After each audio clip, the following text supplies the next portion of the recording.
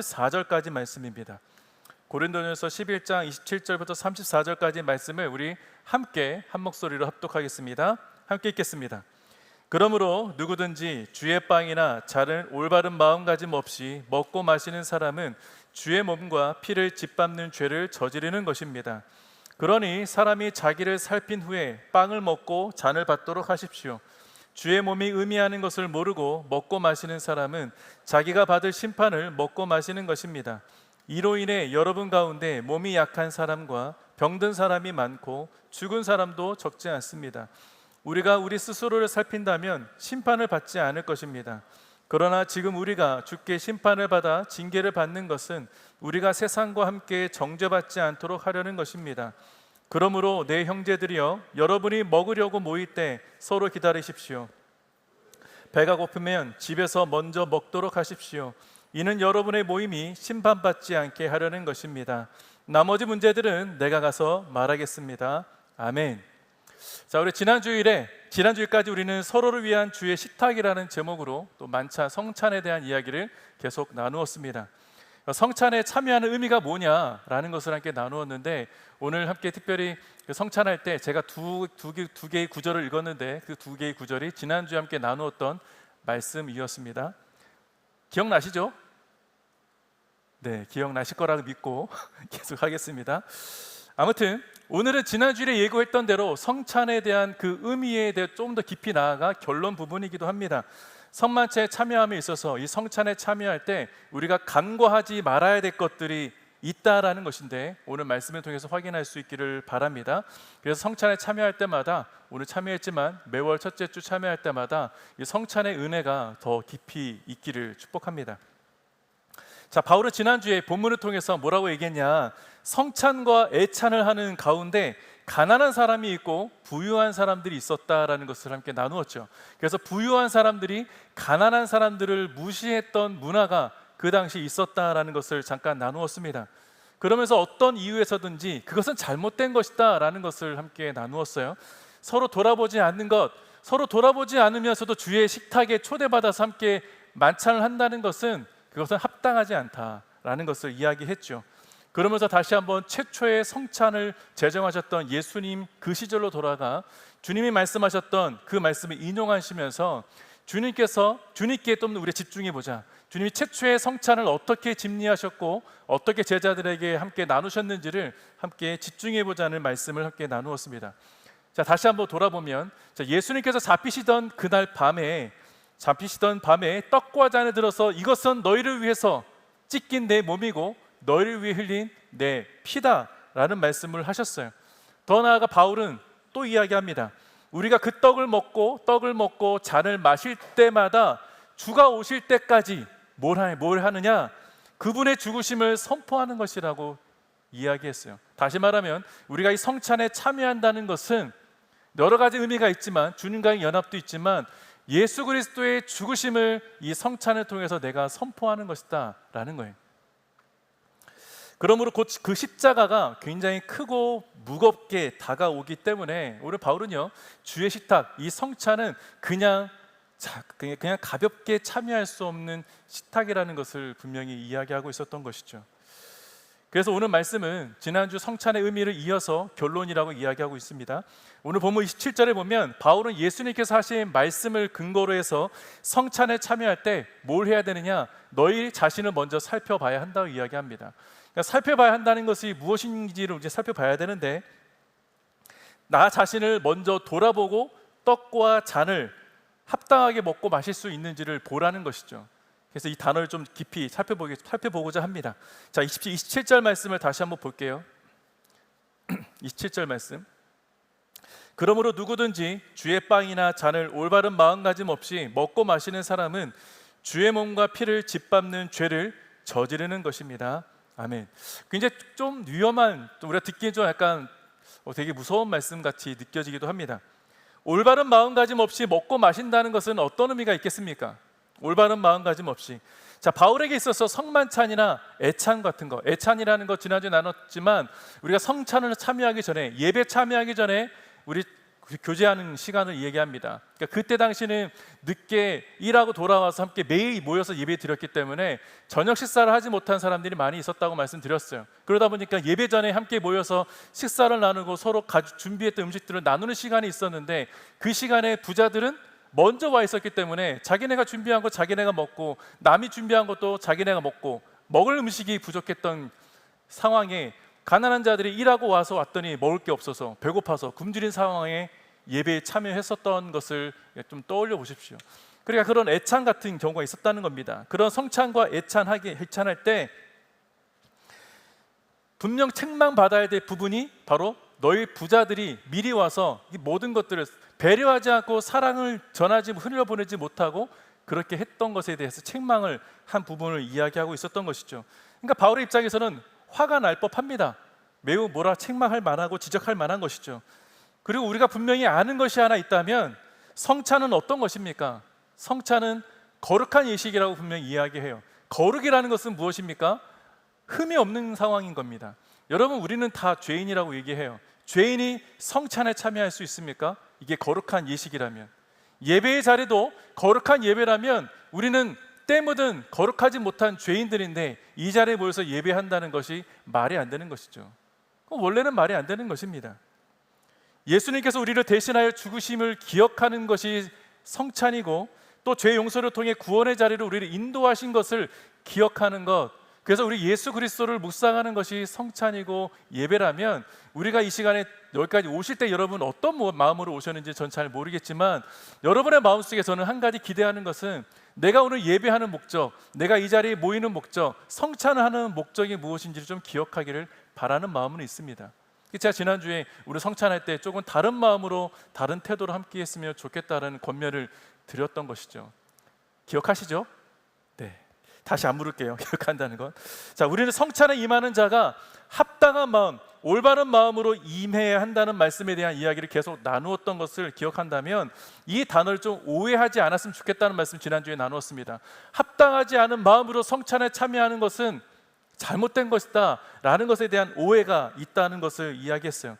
올바른 마음가짐, 합당한 마음, 그래서 원문에 의하면, 원문을 좀 더 깊이 들여다보면 사람에게 가리키는 말이기도 하지만 분명한 것은 그 성찬에 참여하는 사람의 마음가짐, 내 마음 태도를 가리킨다고 이야기했습니다.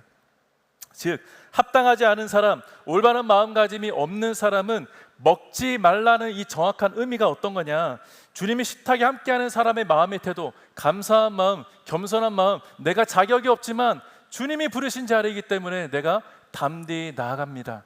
주님, 내 죄가 다 보이는데 그 죄가 노출됐다 할지라도 주님의 그 식탁에 초청받아 자격 없으나 이 식탁에서 회개하고 죄 씻음 받음을 믿습니다. 그 마음의 태도가 있어야 한다는 것이죠. 그러니까 성찬은 그래서 겸손한 마음이 일단 있어야 합니다. 그리고 무엇보다 믿음으로 참여하는 것이죠. 그 믿음은 예수 그리스도께서 나를 위해 십자가를 지셨고 이 자리에 초청하셨다는 것. 그리고 몇 주 전에 우리 함께 찬양했던 거 기억하십니까? 주님은 왕이십니다.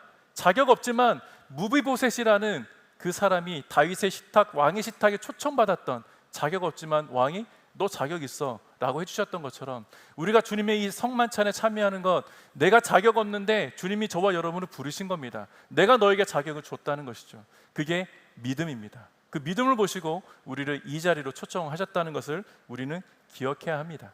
그래서 이 해석에 대해서 지난주에 우리가 존 칼뱅이 이런 말을 했다고 이야기했죠. 성찬은 온전한 사람을 위해서 제정된 것이 아니다. 온전한 사람, 완전한 사람, 정말 흠없는 사람이 참여하는 것이 아니라 연약한 사람, 약한 사람을 위해서 제정된 것이 성찬이라고 이렇게 나누었습니다. 그러니까 바울이 지금 문제 삼는 것은 무엇입니까? 그게 합당하지, 지금 이 고린도 교회 성도들이 그런 마음의 태도로 이 성찬에, 애찬에 참여하는 것이 아니라 그냥 교제를 위해서, 어찌 보면 여러분 순모임 하실 때 무슨 마음으로 참여하십니까? 순모임이라는 게 사실은 우리가 하나님, 예수 믿는 사람들이 함께 그 안에서 교제하고 신앙 안에서 함께 일주일 동안 삶을 나누고 이 사람이 어떻게 하나님 안에서 살아냈는지, 믿음 안에서 승리했는지 그런 시간들을 나누게 되는데, 때로는 어떤 수는, 여러분 얘기하는 게 아니에요, 어떤 수는 그냥 세상에서의 모임처럼 전락시켜버리는 경우가 있더라는 것이죠. 그냥 세상 얘기 시시콜콜하게 하고, 물론 세상 이야기도 좋은 얘기도 있을 수 있어요. 그건 괜찮습니다. 괜찮지만 우리의 삶의 나눔 속에서 우리가 드러내야 될 것이 예수고 하나님이셔야 한다는 것이죠.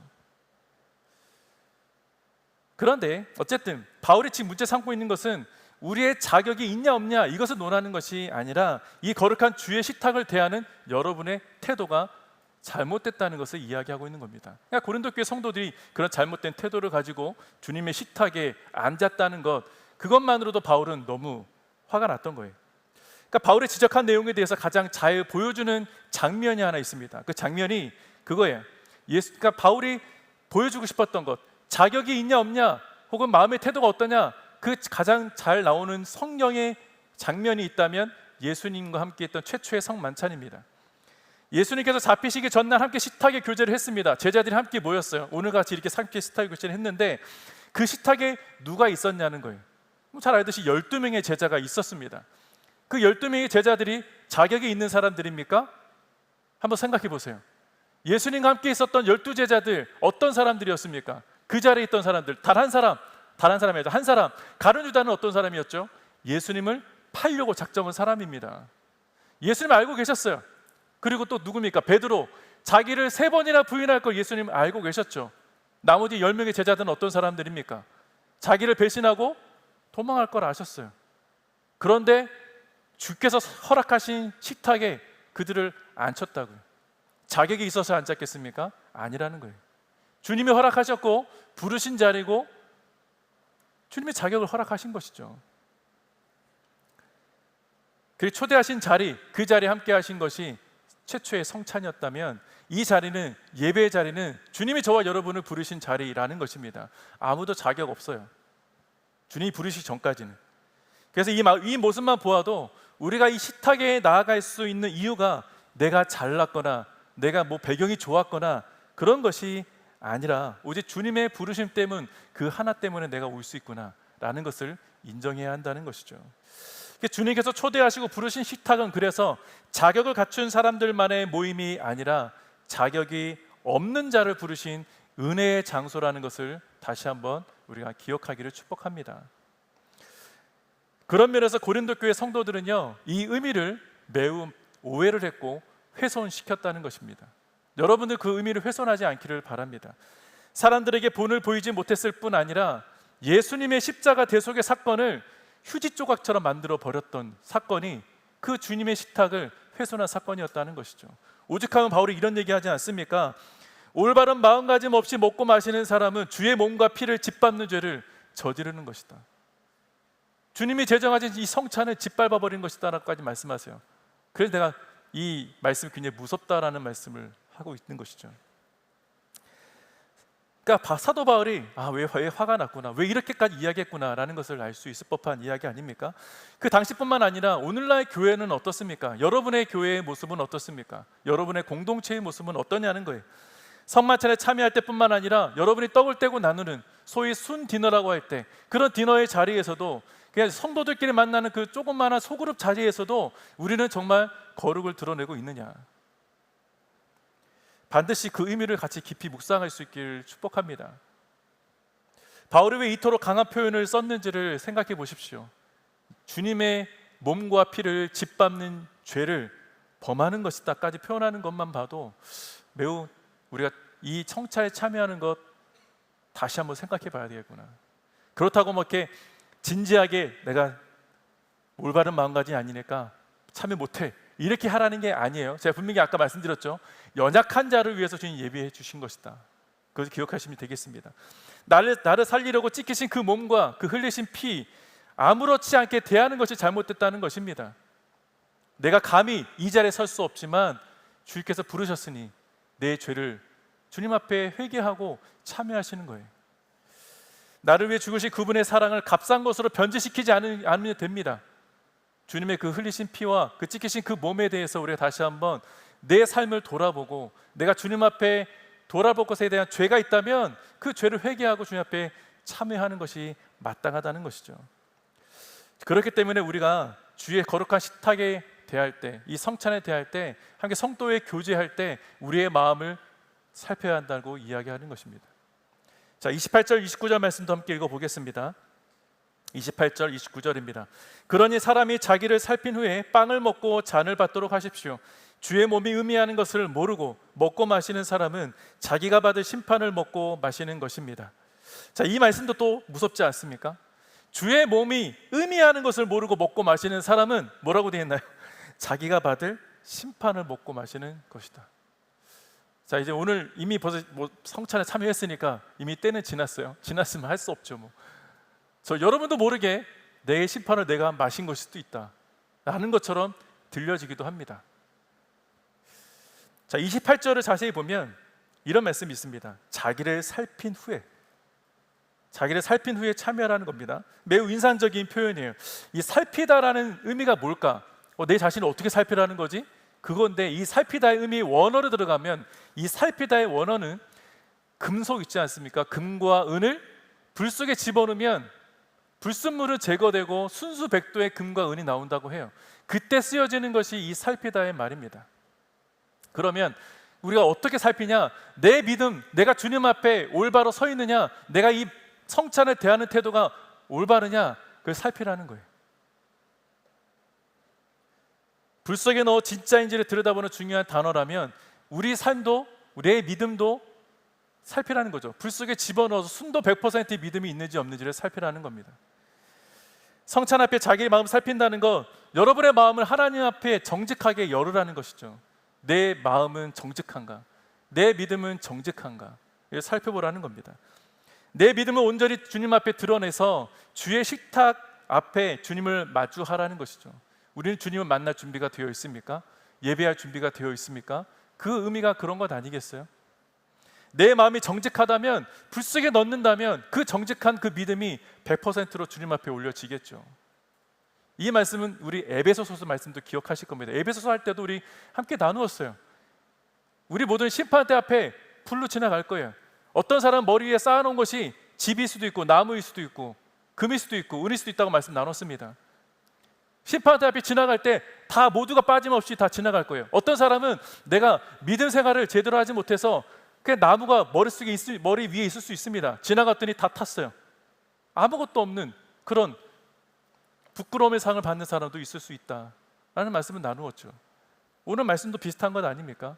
주의 잔을 대할 때마다, 이 떡을 대할 때마다 내 마음이 하나님을 향해 있는지를 살피라고 분명히 이야기합니다. 바울은 같은 단어를 다른 편지에서도 사용하는데요. 다른 편지 고린도후서 13장 5절에 보면 이렇게 말씀하고 있습니다. 여러분이 믿음 가운데 있는지 여러분 자신을 살피고 계속해서 시험해 보십시오. 다시 한번 읽어볼게요. 여러분이 믿음 가운데 있는지 여러분 자신을 살피고 계속해서 시험해 보십시오. 내 믿음이 내가 주님 앞에 정직한 삶을 살고 있는지 불 속에 던져보라는 얘기예요. 하나님 앞에 시험해 보라는 겁니다. 시험의 대상이 되도록 자신을 보여주는 중요한 단어가 이 살피다라는 단어를 쓰고 있다는 것. 이제 우리는 오늘부터 다시 한번 이 살피다, 우리가 성찬에 참여할 때 꼭 예배의 자리에 나올 때 여러분의 자신을 살피게 되기를 축복합니다. 그런데 오해하지 말라 그랬어요. 나는 죄가 충만해서 오지 못하니까 예배도 참여하지 못하고 성찬에 참여하지 못해. 이건 오해라고 말씀드렸습니다. 이유는 계속 얘기할게요. 성만찬에 참여함에 있어서 어떻게 자기를 살펴야 하는지 바울이 지금까지 전해준 가르침과 교훈을 통해서 여러 번 확인했지만 다시 한번 살펴본다면 먼저는 성찬에 참여함에 있어서 주님을 향한 마음이 분명한지를 보아야 한다는 겁니다. 주님 사랑하십니까? 주님 믿으십니까? 그걸로 자격이 있다는 거예요. 두 번째는 예수님 십자가의 그 대속의 은혜를 내가 과연 믿음으로 바라보고 있느냐, 나는 그 십자가를 믿고 있느냐라는 것을 살펴야 한다는 겁니다. 세 번째, 여러분의 삶 속에서 예수님의 고난에 기꺼이 동참하고자 하는 마음이 있는지를 살펴야 한다는 거예요. 그 십자가 앞에 내 삶을 다 드리고 있는지를 보자는 것이죠. 네 번째, 겸손하게 나는 회개하고 있느냐.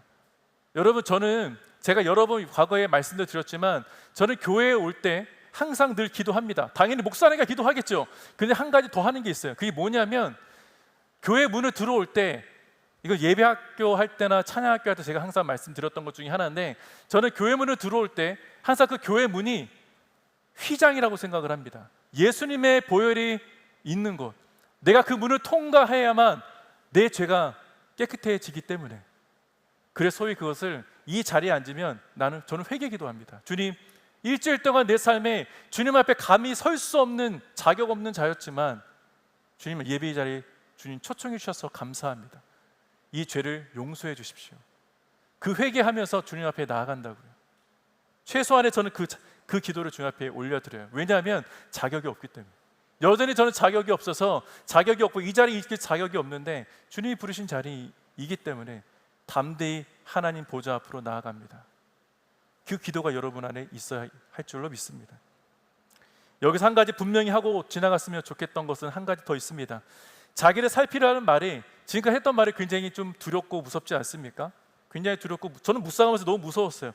내가 지금까지 했던 모든 수많은 성찬이 어찌 보면 내 심판을 내가 먹은 걸 수도 있기 때문에 두렵게 하려고 하는 말씀이 아니다라는 거예요. 만약 여러분이 스스로 마음을 살펴본 결과 성찬에 참여하기가 말도 안 되게 부끄러운 죄가 있고 나는 자격이 없는 것이 너무나 분명하다면 어떻게 해야 되느냐? 성찬을 그럼 피해야 되느냐? 예배를 드리지 말아야 되느냐라는 거예요. 결론부터 말씀드리면 아니다라고 제가 여러분 말씀드렸어요. 아니다.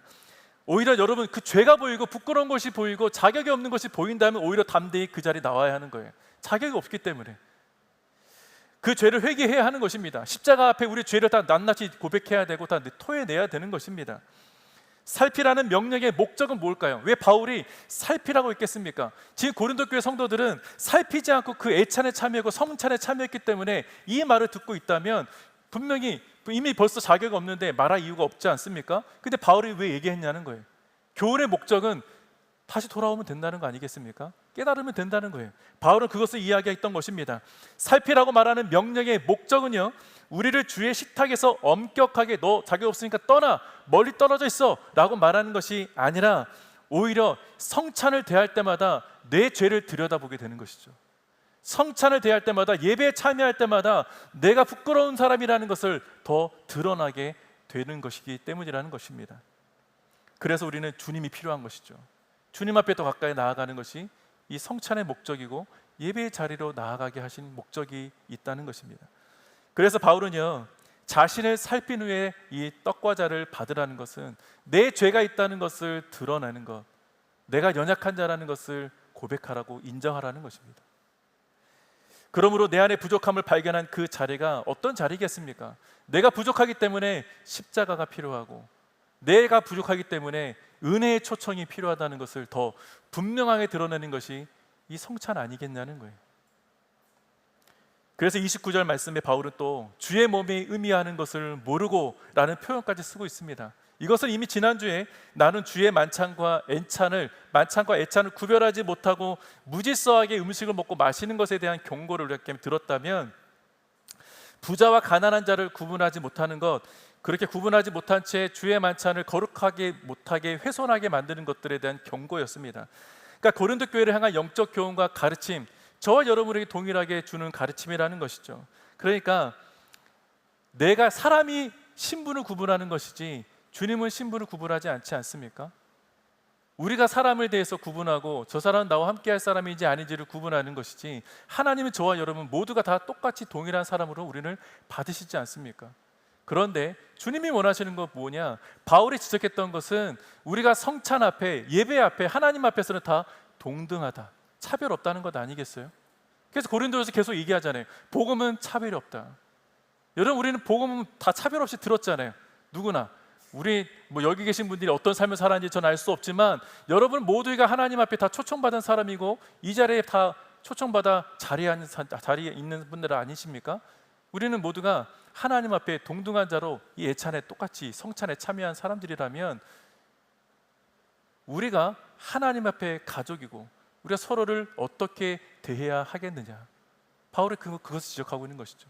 주의 몸이 의미하는 것, 성찬은 그래서 주의 몸이 의미하는 것을 알고 받았다면 주님과의 연합만이 아니라 옆에 있는 지체와의 연합도 이루어야 한다는 것을 이야기하는 것이 성찬이에요. 자, 의미를 모른다는 것은 분별하지 못한다는 의미는 아니겠습니까?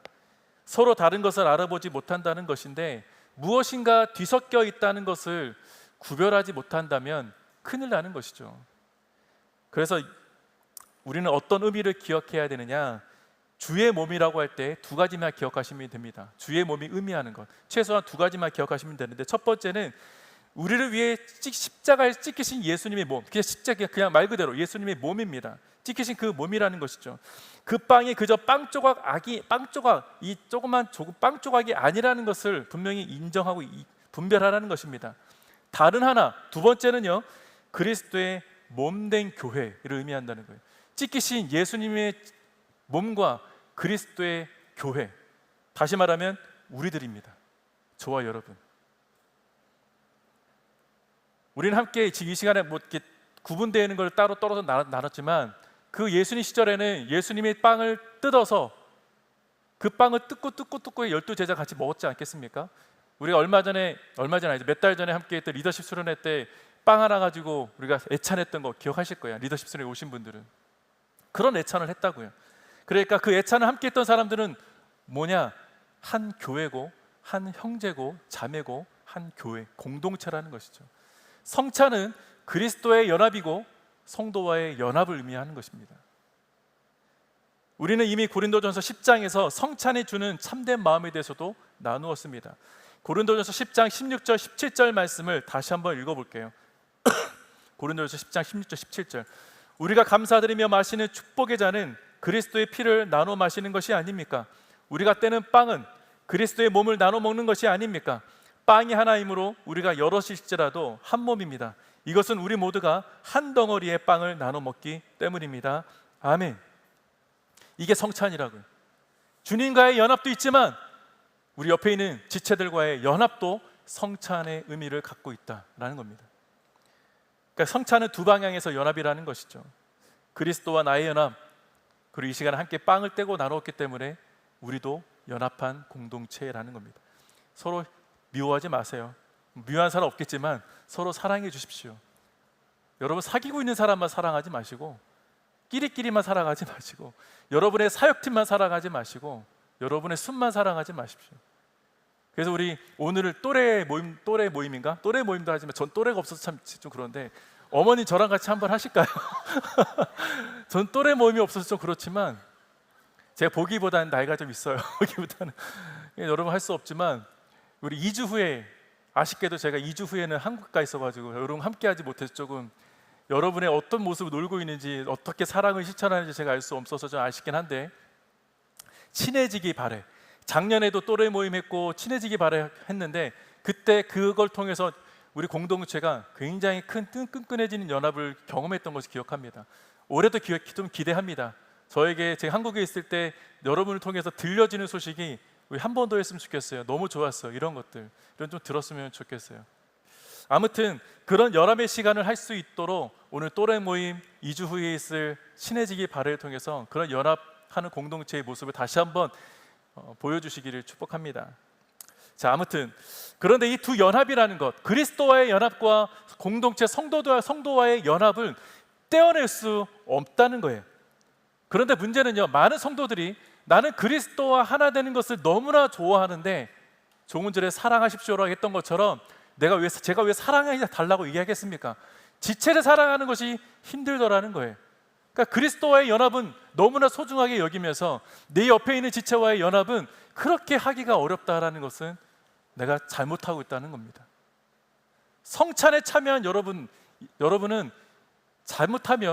이걸 잘못하면 내 심판을 내가 마시는 거라고 말씀하셨어요. 주의 몸을 의미하는 것을 모르고 내가 참여하는 거라 얘기했습니다. 그것은 뭐라고요? 그리스도의 연합과 성도와의 연합이라면 오늘 이뤄가시길 축복합니다. 진짜로 이뤄내시길 축복합니다. 하나님이 하나로 연합케 하신 것을 여러분 내가 갈라놓게 만드는 것일지도 모른다는 거예요. 그것을 주의하라는 것이죠. 자, 그러면 고린도 교회 문제가 뭐였는지 이제 보이시죠? 그 교회가 원했던 것은 자기와 그리스도와의 관계만을 중요하게 여겼지, 내 옆에 수평적인 친구, 성도와의 교제는 중요하게 여기지 않았구나 라는 것을 그것 지적하고 있는 것이죠. 성찬 앞에서 주님을 붙들려고 했지만 정작 굶주리고 있는 형제, 무엇이 어떤 것이 고민이 있고 어떤 것 갈급함이 있고 어떤 것에 문제가 있는지를 내가 알려고 하지 않았던 형제와 자매의 그 모습은 내가 생각도 안 했구나 라는 것을 발견하게 되는 것입니다. 바울은 그것을 엄격하게 지적하고 있는 것이죠. 우리 규란 형제가 이제 떠납니다. 샌프란시스코로 가요. 저는 되게 아쉽긴 한데 아무도 아쉬운 표정이 아니었던 것 같은데, 아니죠? 아쉽죠? 그 놀란 거 보고 감사했어. 그래, 이게 공동체지. 규란 형제 샌프란시스코 가면 규란 형제를 좀 기억해 주셔서 연락도 하시고 그랬으면 좋겠습니다. 축복해 주시고 기도해 주세요. 그동안 우리 떠난 많은 지체들이 있습니다. 그 지체들이 어디 가는지 다 기억하세요? 저는 매일은 아니더라도 일주일에 한두 번은 떠난 지체들 어느 지역 이름 불러가며 기도하고 있어요. 전 여러분하고 같이 했으면 좋겠습니다.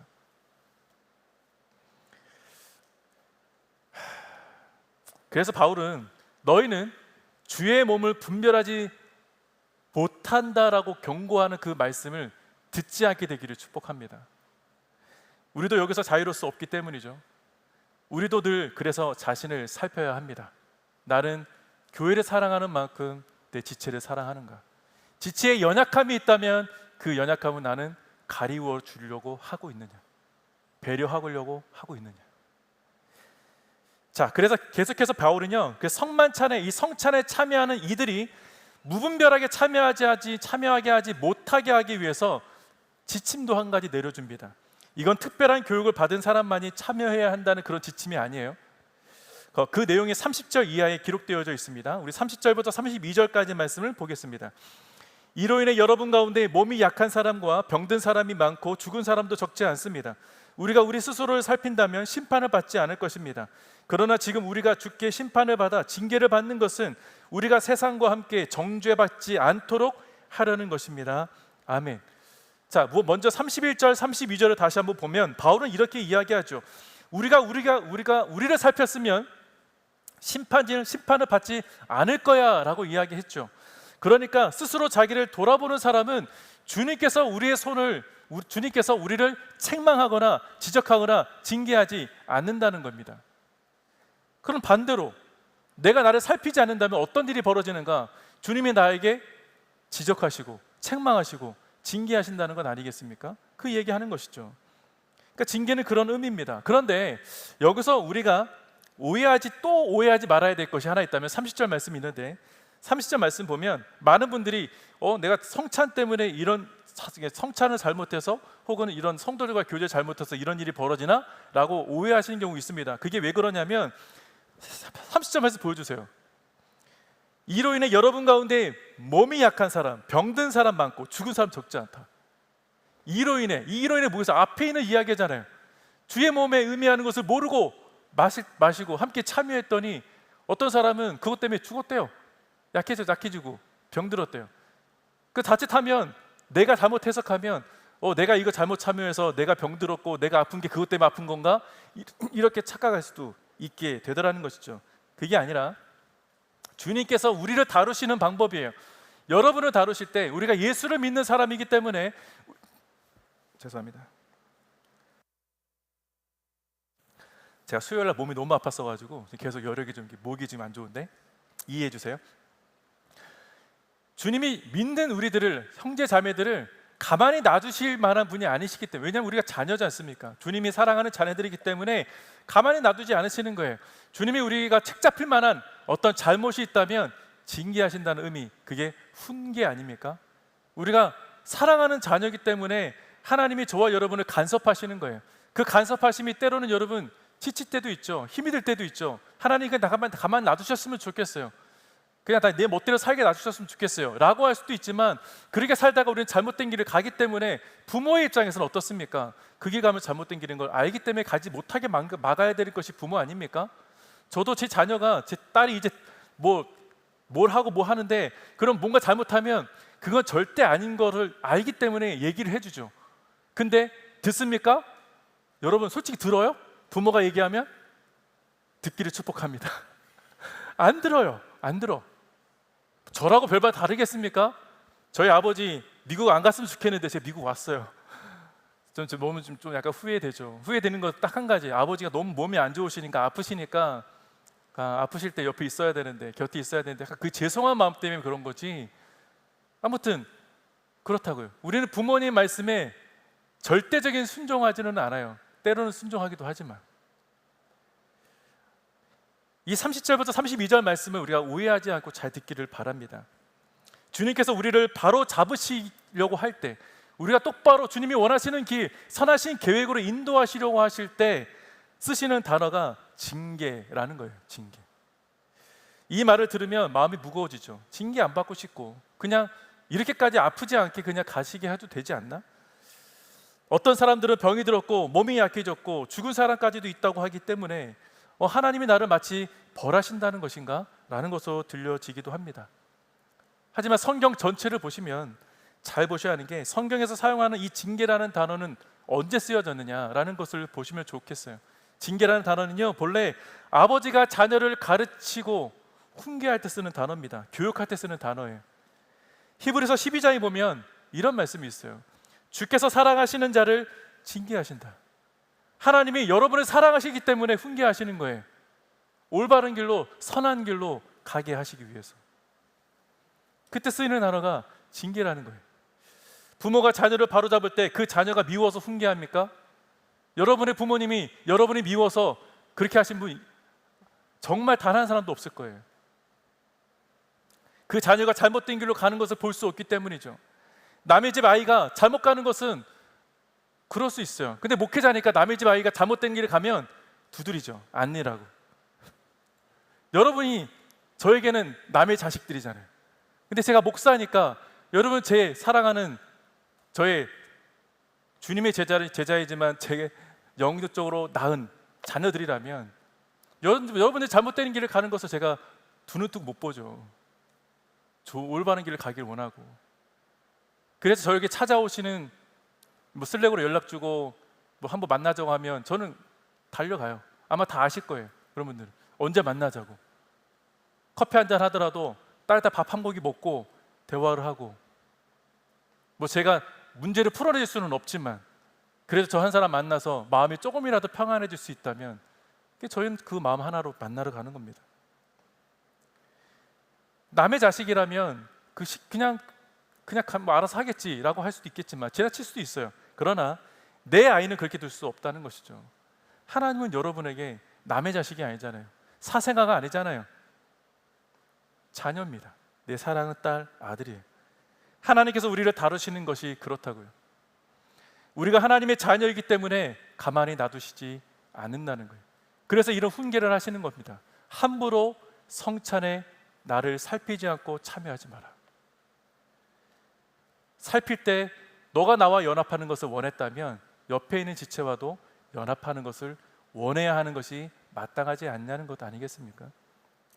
그래서 저는 이 32절 말씀이 은혜로 다가올 수 있는 거예요. 은혜로. 우리가 주님께서 다루심을 받는 것은, 내가 징계를 받는 것은 내가 자녀구나라는 것을 확인하는 시간인 것이죠. 세상과 함께 정죄함을 받지 않게 하려고 배려해 주시는구나, 사랑해 주시는구나. 세상과 동일한 심판받지 않기 위해서 다시 주님의 길로 인도하시는 징계로 우리를 치시는구나, 훈계하시는구나는 것이죠. 그래서 우리가 받는 징계는 우리를 고쳐서 살리는 길로 인도하시는 것이다 라는 것을 기억하시기를 축복합니다. 사랑하는 성도 여러분, 그래서 앞으로 주의 식탁을 대할 때마다 우리는 이것을 꼭 기억하십시오. 자기를 살피라는 말씀, 우리는 겁주는 말씀이 이제 아니다. 오히려 우리를 놓치지 않으시려는, 우리를 포기하지 않으시는 하나님의 아버지의 마음, 사랑의 마음이 담긴 초대라는 것을 기억하시고 참여하시기를 축복합니다.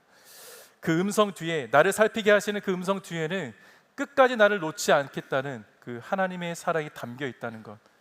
우리 이미 성찬에 참여했지만 사실 오늘 제가 이 성찬을 설교 후에 할까를 고민했었어요. 이걸 듣고 하는 것이 좋지 않을까. 괜찮습니다. 그러나 저는 여러분을 믿습니다. 한 달 후에 잊어버리지 않고 그리스도와의 연합과 공동체의 연합을 의미하면서 나를 돌아보고 회개하면서 이 성찬에 참여할 수 있게 되기를 축복합니다. 자, 마지막으로 33절, 34절 말씀을 함께 보겠습니다.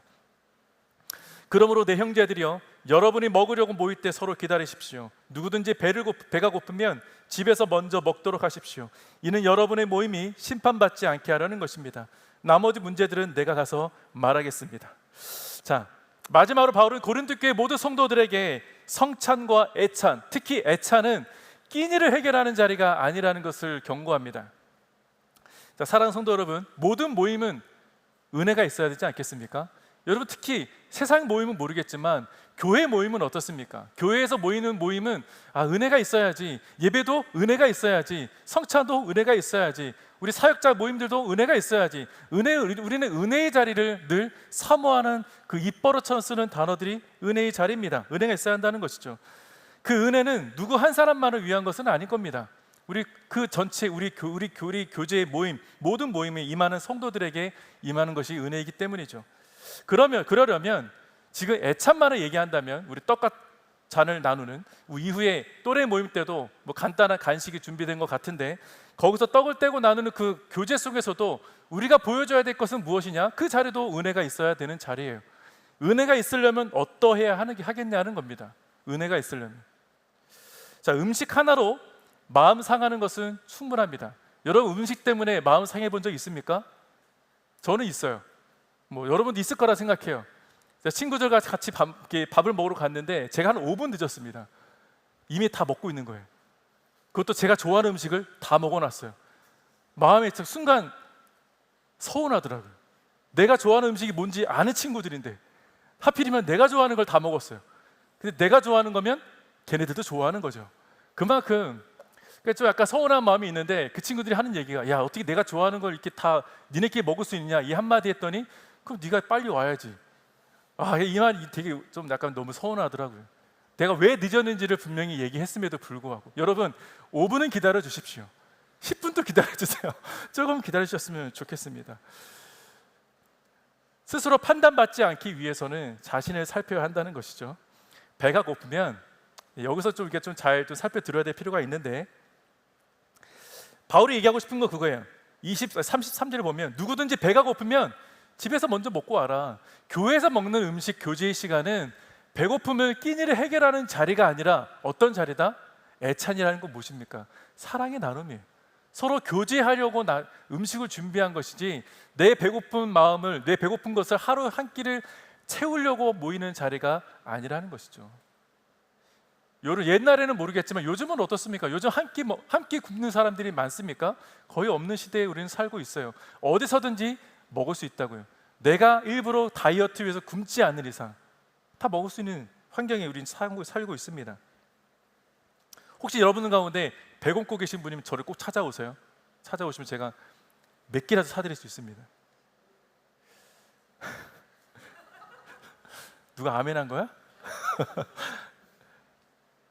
아무튼 바울은 그런 얘기하고 있는 것이죠. 애찬이라는 자리를 기억하라. 교회에서 모여서 함께 떡을 떼고 나누는 그 자리가 무슨 자리인지를 기억하라는 겁니다. 사실 교회에서 함께 떡을 떼고 나누는 자리의 주인은 누굽니까? 주님이십니다. 주님이 주인이신 자리에 마치 내가 그 주인인 것처럼 행세하는 것은 잘못된 것 아니겠습니까? 그런 것처럼 이런 소소한 것까지도 바울이 가르쳐야 한다는 것이 바울의 입장에서는 얼마나 마음이 어렵겠어요. 오직해서 바울의 마지막 34절 말씀 보십시오. 저 이 말씀이 너무 무서웠던 게 뭐냐면, 나머지 문제들은 내가 가서 말하겠다. 무슨 얘기예요? 야, 문제가 너무 많이 있는데 내가 여기 다 못 담으니까 딱 기다려. 그 얘기하는 거 아니겠어요? 오늘 이 부분은 제가 다루진 않겠지만, 저는 이 본문 말씀을 읽으면서 묵상하면서 바울이 굉장히 화가 나는데 정말 아버지의 마음으로 훈계까지만 하고 참았구나 라는 것을 발견하게 됩니다. 아무튼 저는 바울의 이 결론이 그래서 은혜로 다가왔다고 계속 말씀드렸어요. 성찬을 이토록 무겁고 거룩하게 가르친 바울이 마지막에 내놓은 이 실천적인 지침은 대단한 것이 아니었기 때문이에요. 마치 굉장히 대단하게 우리가 정말 거룩하게 지켜야 돼, 무겁게 지켜야 돼 라고 끝을 냈더라면 내가 오늘도 실수했구나, 실패했구나 이렇게 끝날 텐데 그게 아니었다는 것이죠. 바울이 얘기했던 지침 하나 뭡니까? 서로 기다리라. 서로 기다리라. 거룩함이 무슨 대단한 신비로운 체험을 하는 그런 자리로 비춰지는 것이 아니라 기다려주는 마음이 있다면 그 자리를 통해서 그리스도와의 연합뿐만 아니라 형제와 자매와의 연합도 이룰 수 있다는 것을 가르쳐주고 있어요. 기다리라는 것이죠. 십자가를 제대로 분별한 사람은 결국 내 곁에 있는 형제와 자매를 기다려주는 사람이라는 것입니다. 내 형제가, 내 자매가 아직 변하지 않는다 할지라도 언젠가 변하겠지. 그 변함에 대해서 주님을 믿고 의지하는 것, 그가 변하는 것을 기다려줘야 하는 것 아니겠습니까? 그가 주님 앞에서 변화되는 것을 기다리는 것, 이것이 성찬이 만들어내주는 공동체의 참된 모습인 것입니다. 기다려 주십시오. 사랑하는 성도 여러분, 성만찬뿐만 아니라 우리가 예배 드릴 때도 마찬가지입니다. 나는 지금 온전한 예배를 드리고 있는가? 나는 정말 준비된 마음으로 기도하고 있는가? 제가 얼마 전에 우리 예배팀에게 그런 얘기를 했었어요. 내가 원석 형제한테 얘기했나? 우리가 10분 빨리 오기 운동을 시작할까? 이런 얘기를 했었던 기억이 납니다. 저 어렸을 때도, 제가 고등학교 때도 그 10분 일찍 송이라는 게 있어요. 제가 인터넷 찾아봤는데 없더라고요. 아주 오래된 노래라. 그때만 해도 10분 일찍이란, 그러니까 이게 영원한 것 같습니다. 아마도 고린도 교회도 10분 늦게 온 성도들이 있었을 거예요, 분명히. 그러니까 지금이나 그때나 똑같은 것 같은데, 제가 여러분에게 꼭 말씀드리고 싶은 것, 지금보다 10분 일찍 출발하세요. 그래서 오시면, 일찍 오시면 좋을 것 같아요. 그러니까 내가 준비된 마음으로 주님 앞에 있는가? 정말 우리가 온전한 예배를 주님 앞에 드린 마음으로 준비하고 있는가? 아니면 다른 생각에 빠져서 나는 말씀을 빼앗기고 있지는 않은가? 그런 걸 살펴보라는 것이죠. 그리고 예배 공동체 안에서 여러분, 나 말고도 내 주변에 혹시 소외된 성도는 없는가? 이것도 우리는 살펴야 합니다. 우리는 예수 안에서 한 몸이기 때문이죠. 말로만이 아니라 이제는 행동으로 나설 때입니다. 여러분, 행동으로 나서길 축복합니다. 한마디를 하더라도 따뜻한 한마디로 배려해주고 이해해주고 사랑해주길 바랍니다. 특히 오늘 처음 온 형제 자매가 있다면 먼저 찾아가세요. 환영합니다. 만 얘기하지 마시고 우리 함께 해요. 맛있는 거 있어요. 오늘 우리 저녁에 우리 같이 밥 먹는데 초대도 하시고, 물론 선약이 있을 수도 있겠지만 그런 말 한마디가 마음을 열 수 있다는 것이죠. 그리고 내가 친한 사람한테만 가서 한 주간 어떻게 살았는지 묻지 마시고, 오늘은 내가 잘 모르는 저 친구 찾아가 볼까? 그리고 또 역시 여러분, 평소에 나에게 말 한마디 안 걷던 사람이 와서 말을 걸어주면 이상하게 여기지 마십시오. 오늘 말씀처럼 실천하려고 하는구나. 나도 한번 마음을 열어볼까? 우리 위인체플은 그랬으면 좋겠습니다. 다른 교회는 내가 모르겠어요. 내가 말씀 안 전했으니까. 근데 오늘 여러분, 이 말씀 들은 여러분들은 책임지십시오. 말 한마디 하더라도. 여기서뿐 아니라 사회에서도 마찬가지입니다. 사회에서도 여러분 여기서 한번 잘하면 사회 변할 거예요. 저는 변할 거라고 믿습니다.